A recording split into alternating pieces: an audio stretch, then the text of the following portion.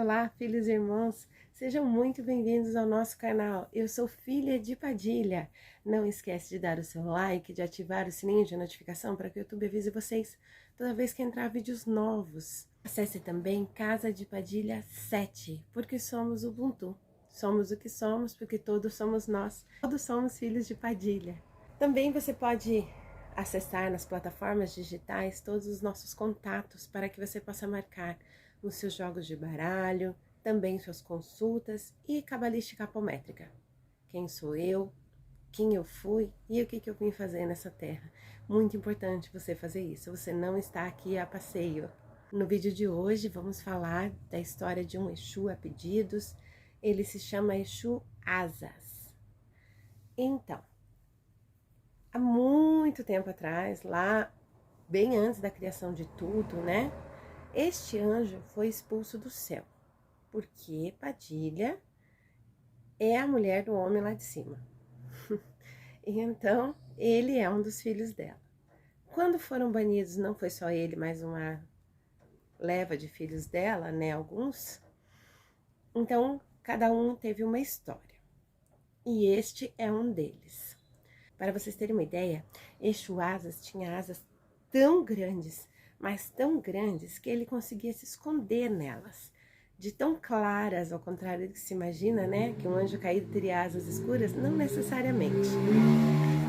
Então, elas eram tão claras que lhe faziam como uma capa, e ele se escondia e passava despercebido por todos os lugares que ele andava.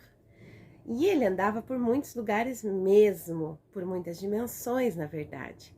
Era assim que ele conseguia se esconder. A história é tão antiga que, se vocês perceberem, quando Iemanjá Sobá teve seu filho tomado e destruiu todo mundo, ela destruiu tudo que fosse em terra e transformou isso em água, um grande caos. Quem avisou ela foi ele, Exu Asas. Estava pesquisando para passar para vocês que todos os grandes presságios de caos, um anjo veio anunciar.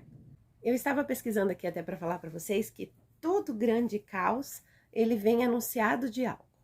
Ou seja, alguém avisa que vai acontecer aquele caos. E nesse caso, Exu Asas.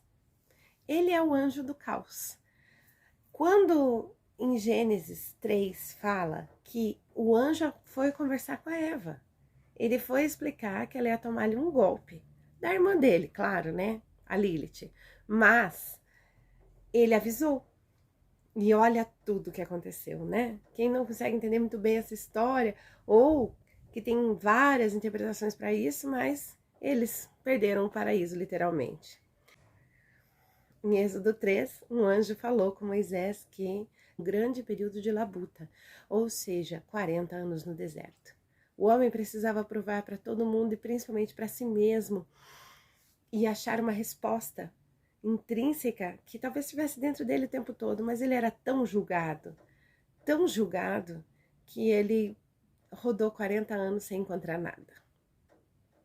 Lucas 1:26 diz também que o anjo veio falar com Maria, veio avisar que Jesus viria nascer. Aí você pode dizer para mim assim, mas não foi um caos. Veja, foi um caos sim, porque o homem veio para mostrar tudo que as pessoas não estavam acostumadas a fazer. Primeiramente entenderam que ele estava contra a lei, mas que lei, né? Uma imposta?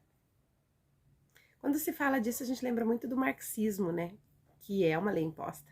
É um pensamento. Até naquela época, vamos só comentar aqui, aqueles grandes líderes de faculdades e também os ditadores de outras ideias eram proibidos de falar. Então a Igreja Católica mandava assassiná-los na época de 1300 mais ou menos. Então ninguém podia entender nada e nem falar nada ou pensar, né, diferente do que aquilo que era o que eles queriam que eles entendessem, somente aquilo, né? Então as pessoas eram limitadas a não visionar. E todos que estivessem lá fora disso, então, eram assassinados. E Jesus veio, né? Deu toda essa confusão, porque ele foi entregue à cruz, procurando, né, mostrar o amor a qualquer um, e esse foi o problema dele. Mostrar o amor a qualquer um de forma igual. Então, voltando no Exu Asas, ele sempre veio avisar que o caos ia chegar, como se divertisse com isso, para dizer o contei primeiro, né? Então, quando ele queria fazer suas passagens, como eu disse para vocês, ele fechava aquelas asas maravilhosas, confundia todos e conseguia passear por todos os lados. Por exemplo, no reino de Lira, aonde ele aprontou bastante. Uma das situações que desestabilizou o reino foi justamente uma passagem dele.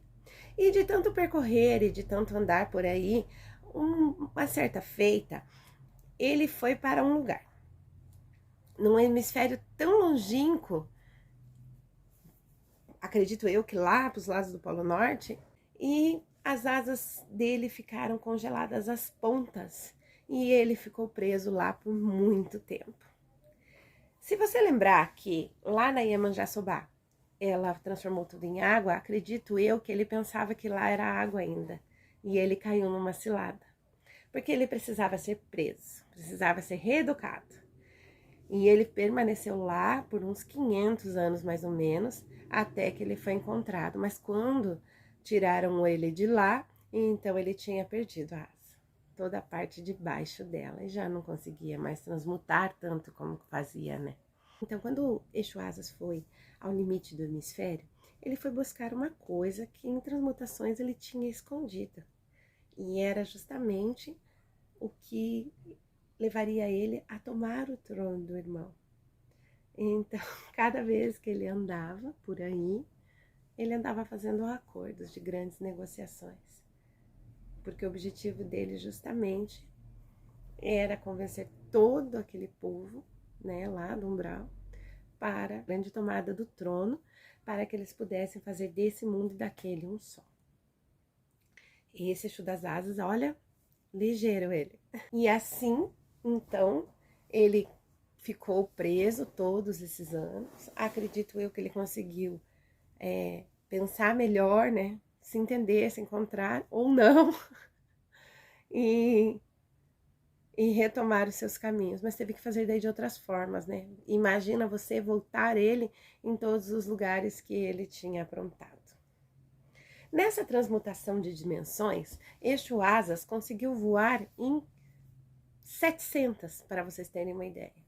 A gente nem tem conhecimento de tanto, mas em desdobramento é isso mesmo que foi passado. São portais, como é esse metaverso que eles estão falando agora, né? Que tá na moda. Então, são portais dimensionais onde as pessoas podiam estar em outra realidade. É assim que é o caminho de transmutação que ele tanto buscava. Então, veja, na própria Bíblia também fala que os anjos virão anunciar o Apocalipse. E dentro dessa cultura, né, de estudos, esse é o anjo que toca a trombeta, que tocaria a trombeta anunciando o fim. É um Exu muito raro de se ouvir falar dele. Acredito que hoje nem tenha mais médiuns trabalhando com ele, mas é um Exu de grandeza, um Exu de grandes caminhos e evoluções, porque pode estar em todos os lugares. Então, essa história de Exu Asas, eu espero que vocês tenham gostado do vídeo e até a próxima. Um axé de Casa de Padilha.